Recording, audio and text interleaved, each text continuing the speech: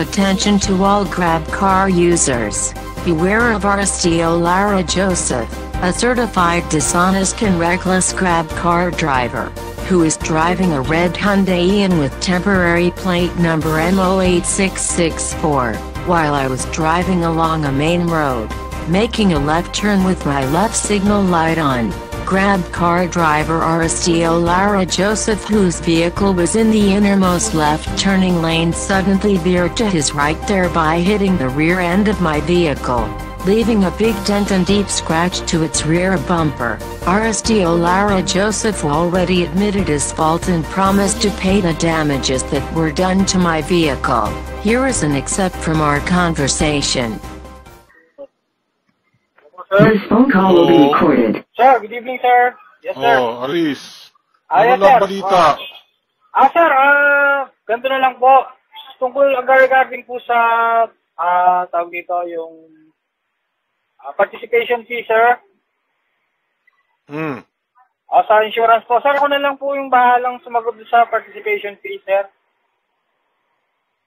Kasi ayaw po pumayag ng boss ko na ako na lang daw po, ako may kasalanan, ako na lang daw po pumargo. Gano'n na lang, sir. Paano yung, yung sasakyan namin? Sir. Sir, kung naka-covered naman daw po ng insurance yun, sir, participation fee na lang daw po yung, ko, sir. Ako na lang po. TPL nga eh, hindi siya comprehensive ba yung insurance namin, yung insurance namin, TPL. Hindi siya, kaya doon pa lang, sinabi ko na po, hindi po, walang comprehensive to, TPL lang ito. Ayaw po niya kasing sa sir eh. Ang inaano niya sa akin, kung nga daw po, hindi po kasi maano rin sa kanya yung sinabi ko na nga po yung comprehensive eh. Sir, parang malabas pinakakargo niya nga po sa akin lahat sir eh. Ganun talaga.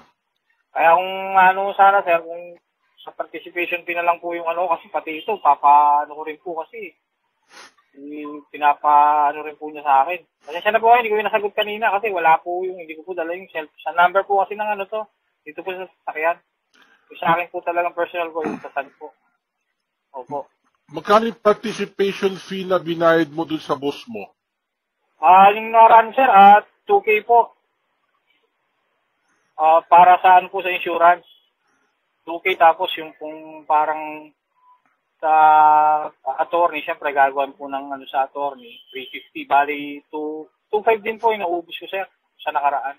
Kulang yung sa papaayos natin kulang eh. Oo nga sir, kung kapag kakaalam ko po kasi, yung sa comprehensive po kasi, hindi ko po kasi alam yun sir, yung mga ganung Yung comprehensive, yung nga basta ako, nagiging honest lang ako. Ako talaga walang comprehensive, TPL lang yung sasakyan na yan, TPL kaya na. Kaya nga sir, inaano nga po uli sa kanya, kung maano ko po siya uli mamaya, hihilutin ko na lang po kahit mag-partial po na lang muna ako sa inyo. Kung makakabali po ako, kasi 25 pa po yung sweldo ko sir eh. Kahit na yung kalahati lang po muna, 25 or sa 26, tapos the rest kahit 5 to 1K to na lang po sir, kung pwede sa inyo kasi, ayaw po talaga niya akong tulungan eh. Hindi naman din po niya ako masisibak kasi yung sasakyan na Siyempre sir ako, din po ako. Ayoko naman kung yan yung obligasyon ko kasi siyempre po. Parang hindi na nga po humaba ako po. Kasi, hindi ko alam bakit text, no? Tiyatawagan kita. Hindi mo na ako inaano eh. Hindi sir, kaya nga po nagano kanina, hindi ko po talaga dala dun sir. Ang personal number ko po kasi talaga, yung isang binigay kong stand po. Ito po sa sasakyan. Yung personal mong number, sinasabi mo? Yung 0923 po. Yung binigay mo sa akin? Opo, diba, dalawa? Kanina ko rin di dahil wala, putol. Hindi po sir, po siya, hindi po siya, baka may lang po signal, ganun po talaga. Ewan ko lang pero pero itong buong araw, hindi ko na-contact dito sa 0917 lang. Opo, na po kasi talaga minsan sir, ganun. Ganun po talaga. Sana ikaw makipag-ugnayan ka, no? Oo nga sir, kaya nga sinasabi ko nga po sa inyo, kahit nakalahati muna po, partial, para hindi ko naman po kayo tatakbo, siyempre, obligasyon ko po yun. Meron, dito rin po kasi, ipapaano ko rin po eh. Kaya kung po sa 25 or 26, kahit mag-partial nga po muna ako. Kasi, ano yung partial sinasabi nyo? Ano yung partial? Pag nagsweldo po ako, yung kalahati po nung 8.5, Opo. Opo, sir, ganun. Hello po. O, sige.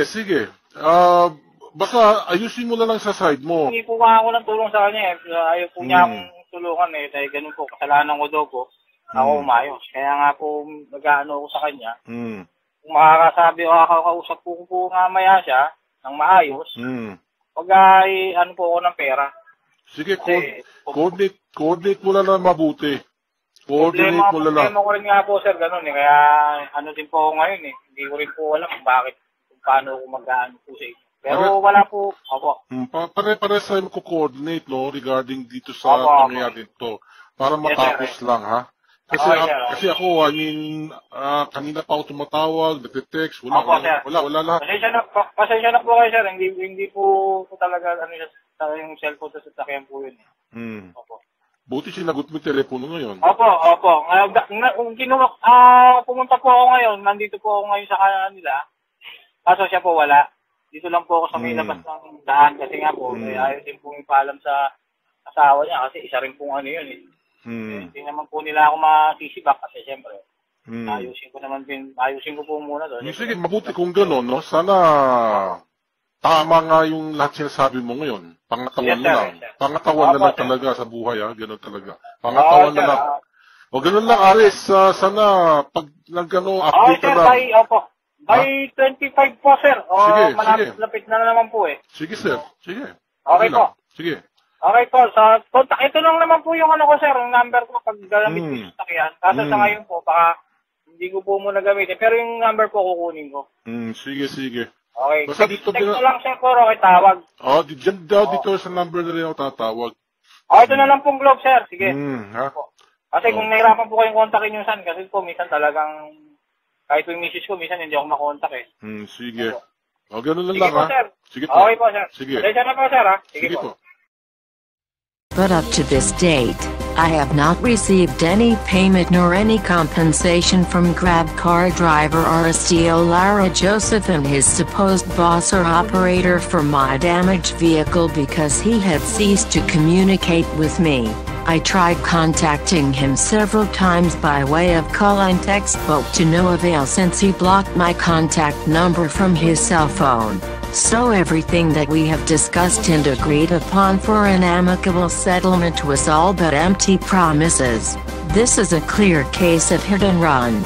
Furthermore, Aristio Lara Joseph has no franchise license from the Land Transportation Franchising and Regulatory Board or LTFRB as a Grab car operator, which is a direct violation on the guidelines set by the LTFRB. Therefore, Aristio Lara Joseph is a Colorum Grab car operator and has no right to convey passengers for a fee in the first place. Again, my warning to all Grab car users: beware of Aristio Lara Joseph, a certified dishonest and reckless Grab car driver.